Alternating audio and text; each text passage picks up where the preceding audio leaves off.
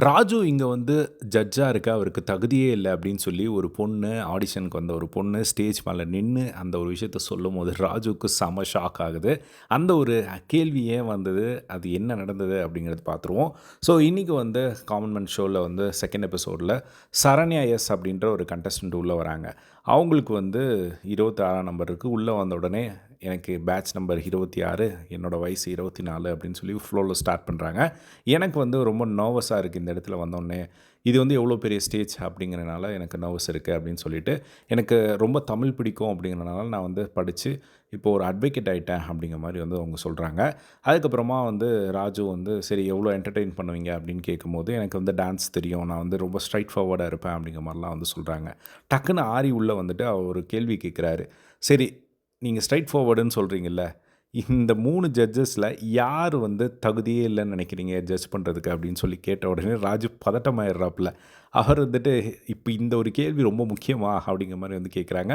அவரு பயப்பட்டதுக்கு ஏத்த மாரி அந்த பொண்ணு இருந்துட்டு, ராஜுவ சொல்றேன் அப்படின்னு சொன்னோனே, ராஜு வந்து ஷாக் ஆயி ஆரிக்கிட்ட இங்க பாருங்க, இந்த ஒரு கேள்வி இப்ப ரொம்ப அவசியமா? அப்படிங்கிற மாரி அவர் ஸ்டைல்ல வந்து போட்டுட்ருந்தாரு. அதுக்கப்புறமா வந்து ஏம்மா சொல்ற? ஏன் நான் தகுதி இல்லன்னு சொல்ற? என்ன காரணம்? உன்கிட்ட 3 கேள்வி கேட்டேனே, அதனால நீ என்ன சொல்றியா? அப்படிங்கிற மாரி கேட்கும்போது, அந்த இடத்துல அவங்க அந்த பொண்ணு ரிப்ளை குடுக்குறாங்க. இல்ல நான் ஆரிய வந்து நான் பார்த்துருக்கேன். அவங்க கருத்தா பேசுவாரு. அவர் பேசுற விதம் வந்து எனக்கு பிடிக்கும். அதே மாரி ஓவியா வந்து அவங்களா இருந்தாங்க அந்த சீசன்ல. அதனால வந்து பிடிக்கும். ஆனா ராஜு நீங்க வந்து கடைசி வர அது ஒரு சேஃப் ஜோன்லயே இருந்த மாரி இருந்தது அந்த சீசன்ல. ஒரு ஒப்பீனியன் இதுதான் என்னோட ஒப்பீனியன் அப்படிங்கிற மாரி வந்து சொல்ல, அதுக்கப்புறமா டக்குன்னு ராஜு வந்து ட்ரிகர் ஆயிட்டாரா என்னன்னு தெரியல. அவர் வந்து கவுண்டர் அட்டாக் போட்டத பார்க்க முடிஞ்சது.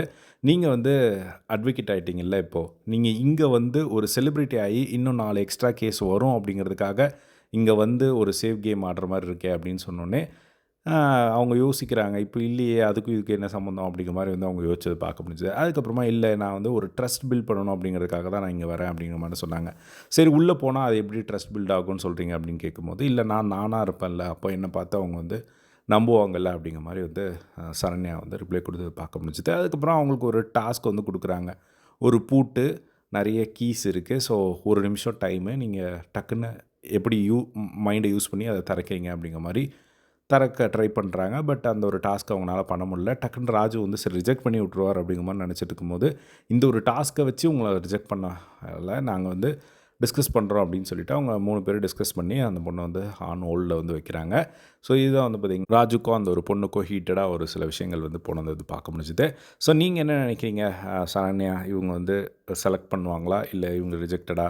உங்களுக்கு என்ன ஃபீல் ஆகுது அப்படிங்கிறத கமெண்ட் பாக்ஸில ஷேர் பண்ணுங்க. இதே மாரி எல்லா பிக் பாஸ் ரிலேட்டடான அப்டேட்ஸ் உடனே தெரிஞ்சுக்க நம்மளோட சேனலை சப்ஸ்கிரைப் பண்ணி சப்போர்ட் பண்ணுங்க. தேங்க்ஸ் ஃபார் வாட்சிங். பை.